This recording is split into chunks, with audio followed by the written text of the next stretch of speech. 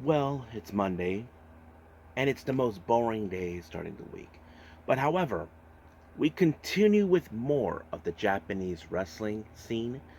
But today we're just going to be doing three reviews from two promotions. The first two, as you know, the G1 is finally over, but that does not mean that other round robin tournaments are done. We are still continuing with the N-1 victory. So we're going to focus, of course, on day 6 and day 7. So there's a lot of things we're going to be discussing on that one as well. And then we move on with the course with MARIGOLD with more of the summer gold shine. But this one, you all may know the answer to that. This is Giulia's last match. Now, don't forget there is the final farewell that happened on the 25th, but this was her last full-blown match she will give.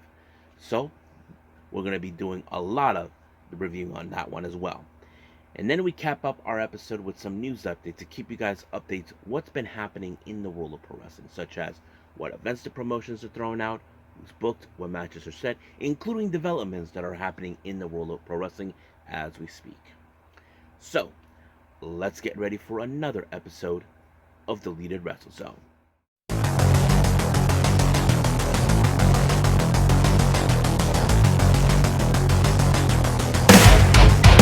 Are you ready? Get up, get up! Get up, get up! Get up, get up! Get up, get up! Get up, get up! Get up, get up! Hey everyone, welcome to Deleted Wrestle Zone, all things that is pro wrestling with AEW, NXT, New Japan Pro Wrestling, TNA, the National Wrestling Alliance, various promotions, wrestlers, matches, and championships. I am your host, J Rod here. So, if you are new to the channel, welcome.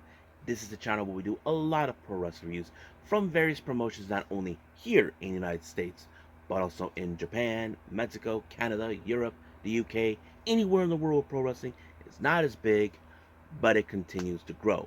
We also, of course, do discussion videos, talk about various topics such as the wrestlers themselves, the promotions, factions, storylines, whatever we want to talk about. We also, of course, do more news updates. If certain information was unable to be on this episode, we can put it on the next episode or on a separate video by itself. We got also the real timing news updates to keep you guys on alert if something has happened in the world of pro wrestling that needs to be addressed ASAP. We also got the United Sayaka Watch and various other cool wrestling content as well. So if you like what you see, please subscribe to us. So click on that subscribe button. You'll be getting a lot of daily reviews and other cool wrestling content as well. But if you like this episode, please give us a like on the like button or a nice comment in the description down below. Now, all introductions are set aside, and I'm giving all she's got, Captain. So let's begin with our very first review, and this is from Pro Wrestling Noah.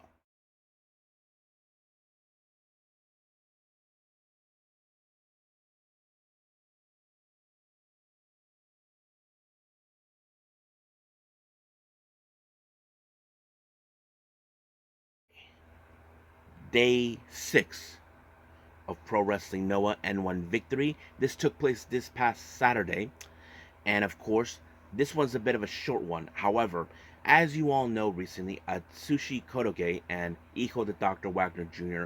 had to be pulled that withdrawal from the N1 victory due to some circumstances. Kotoge injured his neck, and as for Wagner, he actually wasn't feeling well. He was throwing up the last time he was wrestling. But however, they were supposed to be scheduled with their respective matches. Kotoge was supposed to face against Ryohei Oiwa, so he gets 2 points, and that leaves a total of 5.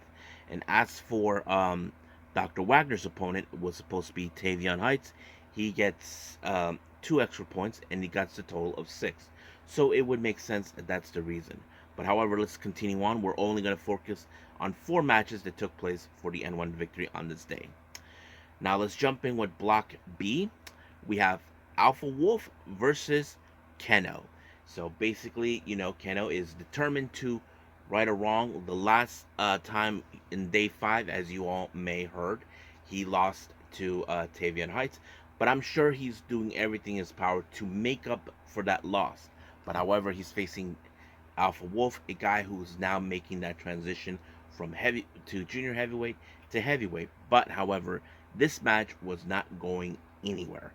But because of the aggressiveness that Keno can be, Alpha Wolf the same thing, they ended up in a double countout. So basically, this match ended after 10 minutes and 22 seconds. So they both actually got a draw on this one of a double countout. So each of them gets 2 points. So Alpha Wolf gets 3 points in total, as for Keno, 7. Now I'm sure this is not the kind of match they wanted this to be end up, but it is what it is. Now, Block A, we have Luis Mante versus Jack Morris. Now, Luis Mante, as you know, recently suffered his first loss. But the real question you ask yourself, can he make up for that? Well, I would say he could, but he's facing against a Jack Morris, a guy that people are now behind, and that's exactly what was going. But, however, I'm sure that Jack Morris has no determination to lose this match whatsoever. But he was able to pick up a good win against Luis Mante and pin him, and just like that, 1, 2, 3, over. He gets his next 2 points, and it's now both of them are tied with 6. So we'll see where they go from here on out. Now back to Block B, we have Ulka Sasaki and Manabu Soya. Now Sasaki, as you know, he has been very impressive throughout the entire tournament, but also not able to succeed even further. Now we have seen him, he's able to use submissions in order to pick up his win. But Manabu Soya, he is a force to be reckoned with. A guy that would not be down out for the count until he knows his body cannot go any further. And that's exactly what happened. But it took only one strong lariat to put Sasaki down and get his next 2 points. So right now, Manabu Soya has 6, and as for Ulka Sasaki, he has 4. So I don't know if Ulka Sasaki can able to succeed even further, but we will see until then. Now, our main event, we have Block A. We have Josh Briggs versus Kaito Kiyomiya. This one was one of those matches where, of course, the Supernova, as you know, Kiyomiya, he is the self-proclaimed savior and our current GC champion. This is a match he cannot afford to lose. I'm sure, because A, we know Josh Briggs is an impressive wrestler, but however, Kiyomiya is the champion. He cannot afford to lose another match. That is obvious. But man, Josh Briggs, majority of this match was putting a hurt on Kiyomiya, but it only took a shining wizard for Kiyomiya to pick up the win and get his next 2 points. So right now he is currently has 7 points, and as for Briggs, he is still stuck at 6. But not bad. So we'll see how far these guys will progress down the line. But from here on out, we are done with day 6. Let's move on with day 7.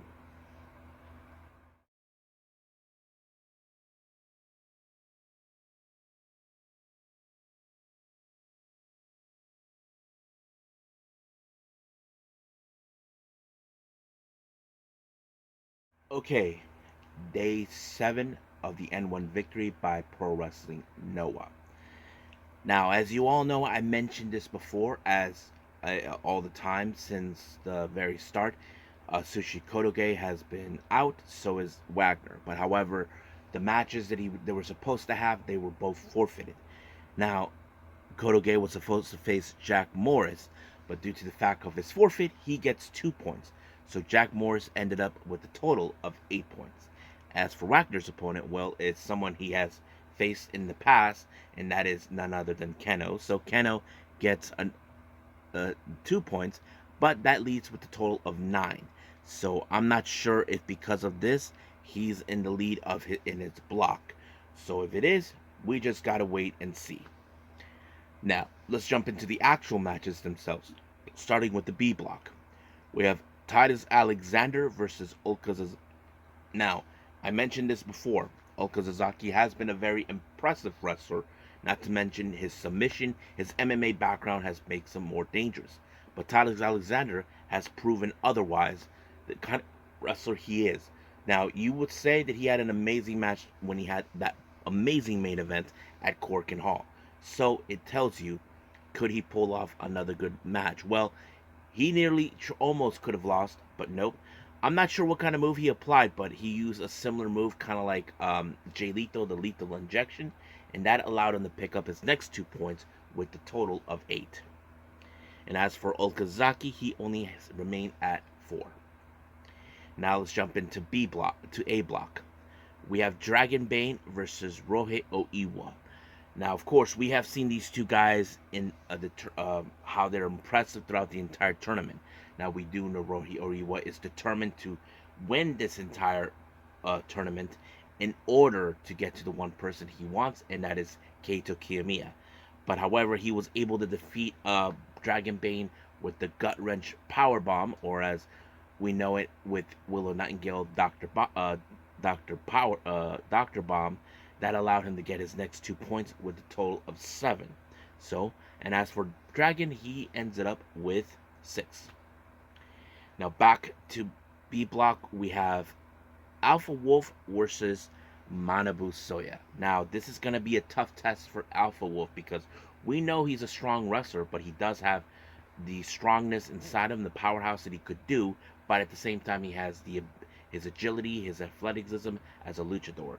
But Manabu Soya has always been a force to be reckoned with. You would imagine the kind of power he would throw in at Alpha Wolf.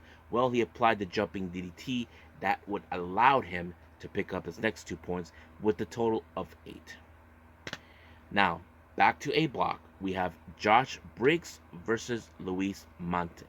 Now, I think Luis Montes has officially lost 2 or 3 matches in the entire tournament. I think many people thought he was a fan favorite, but Josh Briggs, since his arrival to Noah, coming all the way from NXT, he has been very impressive. We know that he's been enjoying his time at the Noah Dojo, training, learning some new techniques, and of course, having a great time talking to Keiji Muto. And of course, I have to say he is doing a hell of a job being in the tournament, but he was able to pick up an amazing win by applying the lariat from hell onto him, and just like that, it was completely over. He gets the total of 8 points.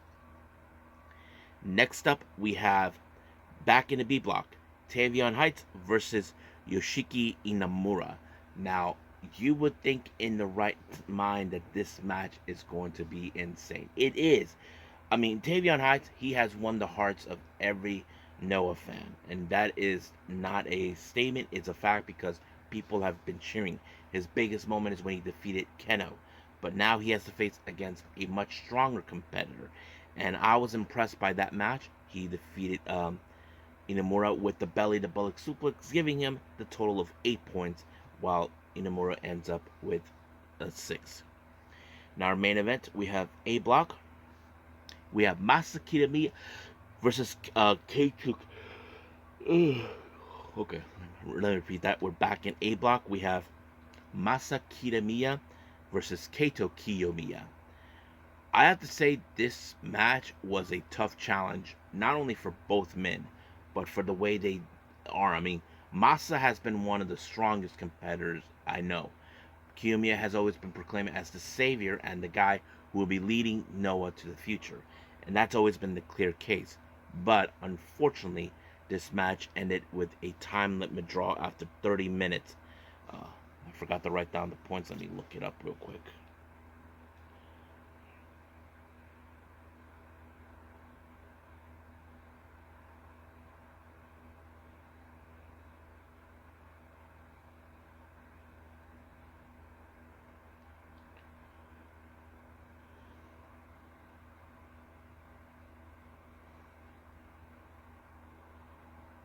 Here it is.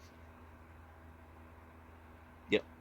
So here it is. Kiyomiya gets 8 points, while Kitamiya, Masa, he actually gets 5. So basically, we're still determining see who's going to be out. Normally, I would hear this from English commentators, but nope, not this time. So we'll see how that will progress from here on out. But for right now, we'll just end things as it is and move on with our last and final review, and that is Marigold.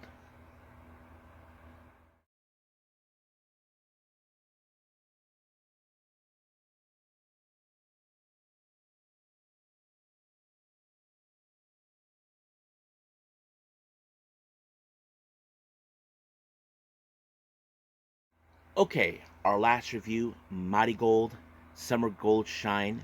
This took place just recently in Korakuen Hall, and this was in fact Giulia's last official match. So let's start from the very beginning. Our first match, as you know, we have a brand new wrestler named Yuki Minami. She faces against uh, Komomo Minami. However, many of you would have thought in your minds, like many people would think, okay, Komomo has been already displaying herself for the last month or two, but you got Yuki, who in fact just made her debut. Part of you would say, okay, Komomo will finally get her win against someone who has a little more less experience than her. But this was a very surprising win because I did not expect it. I don't know what you guys would think. I would have assumed that Komomo would have finally got her first win, but no, it was Yuki. She applied like a somewhat of a suplex, and just like that, it was completely over. I'm like, whoa. I did not expect that. I don't know if you guys did, but it is what it is. Now, we did see, of course, and I mentioned her name, Seri Yamaoka, who just made a promo introducing herself as a new trainee. It's still undetermined when she'll be debut. However, there were photos recently of her training with Giulia, learning a lot from her before she leaves the U.S. We know Giulia has been a great leader to the rookies who've been making their debut, and I'm sure that it's going to be sad when she's gone. But we'll see what happens until then. Now, our next match, we have a three-way. Nao Ishikawa versus Mitsa Matsui versus Natsumi Shozuki. Now, of course, there's no denying that there's history between Matsui and Shozuki. Now, don't forget, recently, back in, what was it, in Ryogoku, we crowned a brand new Superfly champion. So you would think in the back of your minds that Mitsa Matsui would do whatever it takes to go back to where she started, to claim the title that she has been desiring. That's exactly what she did. But she may not have pinned the person she wanted, but she sent a clear message when she put her in the danger, the move that Zack Sabre Jr. does. I think the Techers or something like that, onto Ishikawa. But I'm sure this is a direct message to Shozuki Matsui, saying, "I'm coming for your title." And I'm sure Shozuki would stop at nothing to ensure that this title stays in her possession. So we'll see where that leads us. Now, we do get an 8-woman tag elimination match. We have team number 1, Mala Grace, Zeta Steel, Chiaki, and Bozilla versus Kizuna Tanaka, Victoria Yuzuki, Mirai, and Utami Ashida. Now, many of you would think, okay, where is Nozaki, since she's always hanging out with Chiaki? Well, many of you don't know, she's right here. She just made her way to LA. I don't know if she appeared at San Diego show, but she was at the Kitsune Women's Wrestling show. You guys can see that show on the IWTV app if you subscribe to it. But yes, that's where she's been appearing. But however, I lost track who eliminated. But however, I can tell you how this match kind of was going to. Now, Chiaki, as you know, has been known recently, since aligning herself with Nozaki, she's been using chairs. But unfortunately, this match ended in a time limit draw of 20 minutes. I'm sure that this is a dissatisfying match, and I'm sure that we will see that coming. But of course, Utami Ishida tells Chiaki that she's not going to let her get away with this because she's she's using chairs as her weapon. But I'm sure Utami Ishida will put the hurt on her, and I think many of you would see that.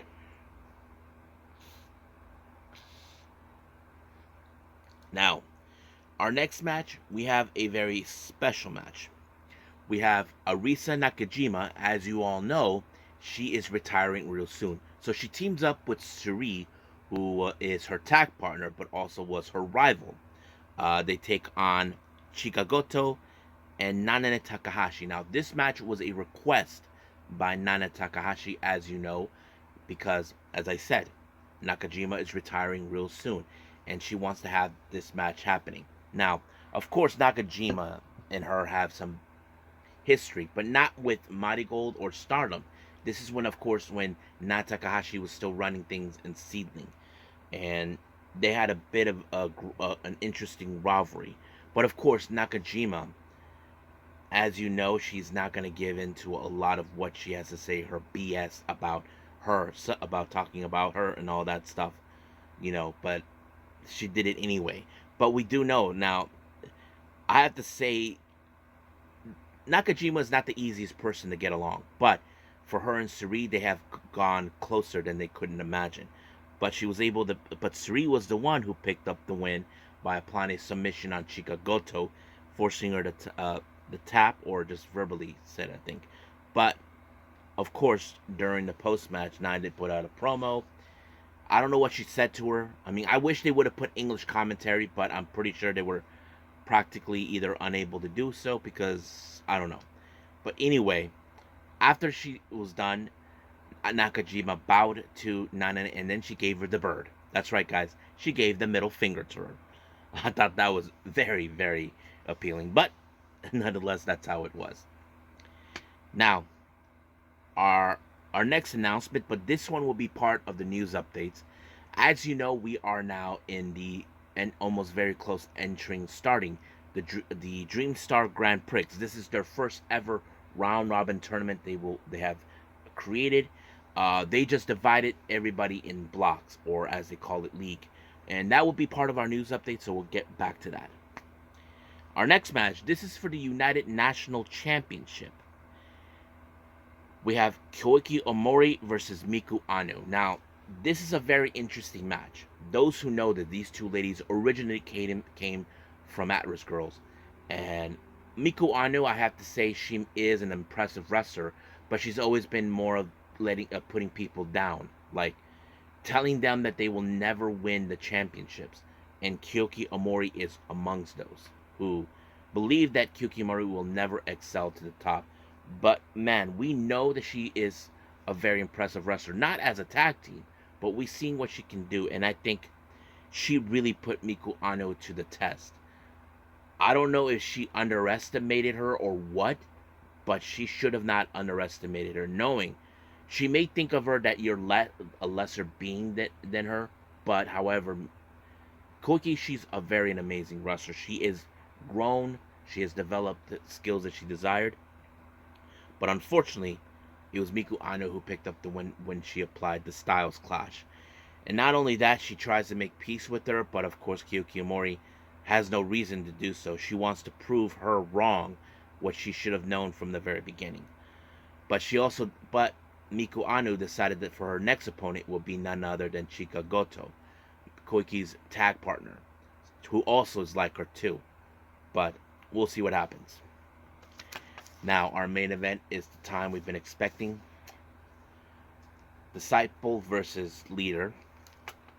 Giulia versus Mai Sakurai. We all know their history. We know that back in Stardom, Giulia convinced her to leave Cosmic Angels to join her, and all this and that. Recently, I did mention about certain things about what Mai Sakurai had to say about Giulia. And now this is it. And of course, now I want to put something on record because I didn't know about this afterwards, like after the event was done. There were those people that are saying that this should have been Utami Aishida's match against Giulia, not Mai Sakurai. I mean, I get it. I get it. I mean, I get what they're saying. But the fact is, the decision was already done. I mean, look, guys, if you wanted Utami Aishida, I get it. You can bitch and complain about it all you want. But there was nothing you guys could have done. But I have to say, Mai Sakurai gave a hell of a performance. And she gave Giulia a headbutt. I did not anticipate that from her. But I'm sure she's going to be bruised up right here in the forehead or so. But we'll see. But we'll get to that. But oh my God, Giulia, you guys know she's dangerous outside the ring. Not to mention putting her through a table. Not to mention she even slapped the referee. I'm like, oh my God, Giulia, what are you doing? But unfortunately, this match ended with Giulia winning the match with a Northern Lights bomb. And just like that, it was over. And of course, she put out a promo to Julia put out a promo, so did Sakurai, and they bowed down to show respect. There's no doubt in my mind, I know Sakurai will eventually grow. But the real question we ask ourselves, can she be a main eventer? We do know she said that she would like to elevate MARIGOLD. And there's no doubt in my mind there's going to be a bit of a war, whoever's going to be that. I wouldn't be surprised if it's Sakurai and Utami Ishida fighting who's going to elevate MARIGOLD. That is something we could see. But, nonetheless, that's another conversation for another later time. But right now, we are done with all our reviews and move on with our last and final thing, and I believe that is news updates.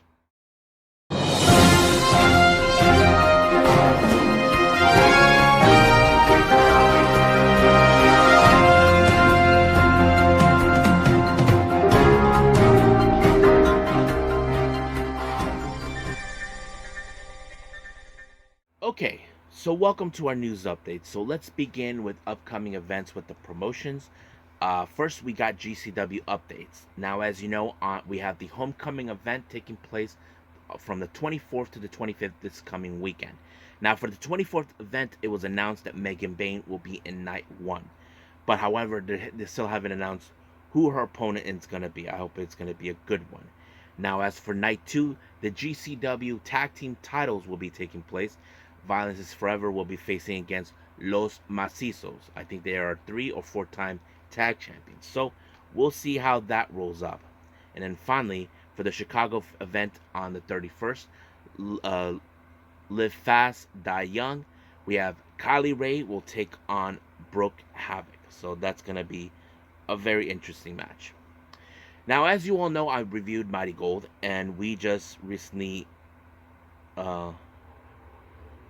have, of course, the upcoming card with them. As you know, well, this coming Saturday, there's the upcoming card. We have the Twin Star Championship on the line.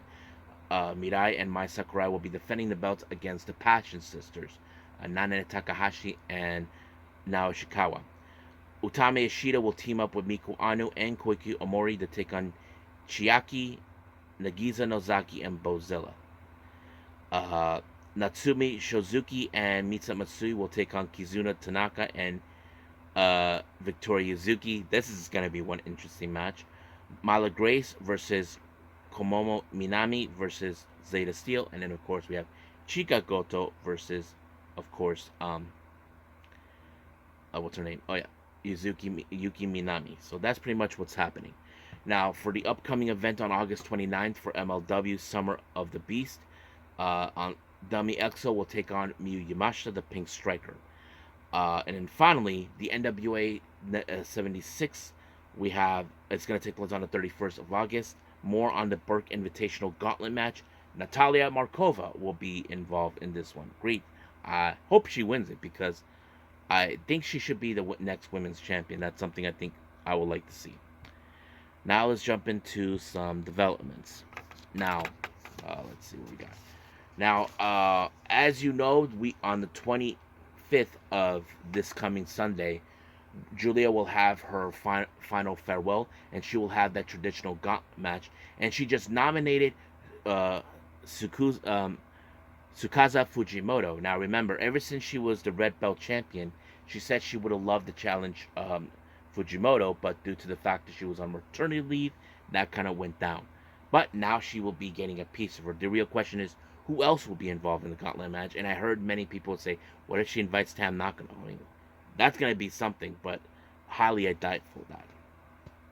Now, as you all know, Scott D'Amore revived an old promotion called Maple Leaf Pro Wrestling.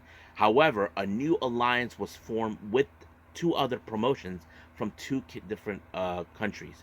We have Qatar Pro Wrestling and Oceania Pro Wrestling, a promotion based out of out of Australia. And now they're forming the Pro Wrestling Alliance. So all 3 of them will be involved. This is excellent. This is what I'd say. This is good business for pro wrestling. So we'll see what's going on. Now, you may have heard the report coming from Fightful Select about Saraya. It appears that her deal with AEW will be coming up to an end. However, there has been discussion from 2 sides about maybe extending that deal. So we'll see where that goes. Now, Darby Allin, as you all know, was very close to Sting. He learned a lot from him. He even spoke about how he was nervous about his match with CM Punk and how Sting gave him a prayer. But this is what he said, and this is what he said to Inside the Ropes. I was super nervous. I was puking because I was so nervous. Sting is a religious man, and I'm not. I'm not religious at all. Sting saw how nervous I was, and he was like, Darby, do you mind if I say a prayer for you right now? I was like, yeah, go for it, anything. So I just had my head down, and I was so nervous, and then he said a prayer, went out there, and we had such a fun time. So basically, I feel like he learned a lot from Sting. He knows, even though he's not a religious man, it's understandable, but Sting knows that he needs something that will calm his nerves, knowing this is a big match against CM Punk. But nonetheless, it worked out very well. And it was a pretty good match, not going to lie. Now, as you all know, we continue with more with MARIGOLD. We are discussing about the blocks involving the upcoming round robin tournament, the Dream Star Grand Prix. Now, here's one of the blocks. It's called the Dream League.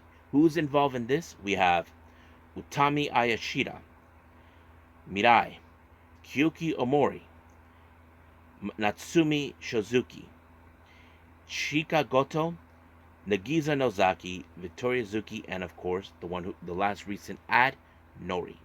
Now for the next block called the Star League, we have the current world champion Suri, the United National Champion Miko Anu, Bozilla, Nanane Takahashi, Mai Sakurai, Mitsa Matsui, Chika Goto, and Kizuna